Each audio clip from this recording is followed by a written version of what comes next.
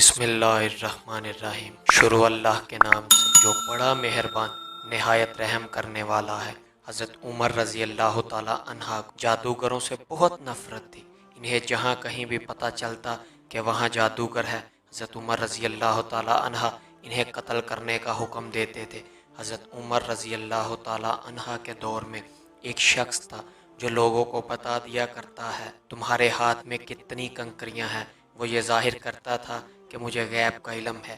ایک دفعہ حضرت عمر رضی اللہ تعالی عنہ نے اس جادوگر کو بلایا اور اپنے سامنے بٹھا لیا۔ پھر آپ رضی اللہ تعالی عنہ نے اپنا ہاتھ پیچھے کیا اور اپنے ہاتھ میں کچھ کنکریاں اٹھا لی۔ پھر جادوگر سے کہا، چل بتا میرے ہاتھ میں کیا ہے؟ جادوگر نے کہا، آپ کے ہاتھ میں کنکریاں ہیں۔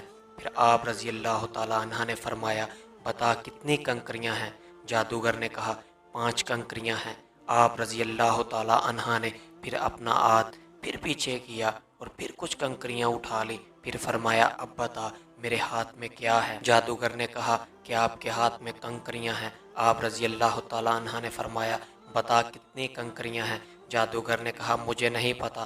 ساری محفل حیران رہ گئی، آخر یہ کیا ماجرا ہے؟ پھر آپ رضی اللہ تعالی عنہ نے فرمایا، پہلے جب میں نے کنکریاں اٹھائی تھی تو مجھے بھی پتا تھا میرے ہاتھ میں کتنی کنکریاں ہیں۔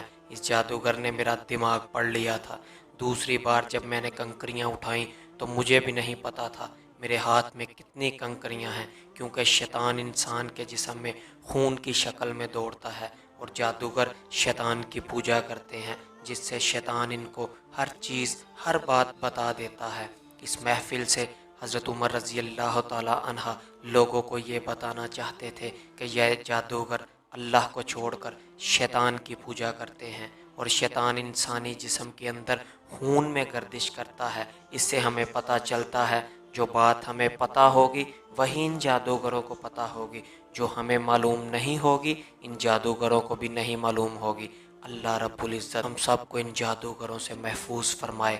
اللہ پاک ہم سب کو نیک اعمال کرنے کی توفیق عطا فرمائے۔ اللہ پاک ہم سب کا حامی و ناصر ہو۔ وسلام۔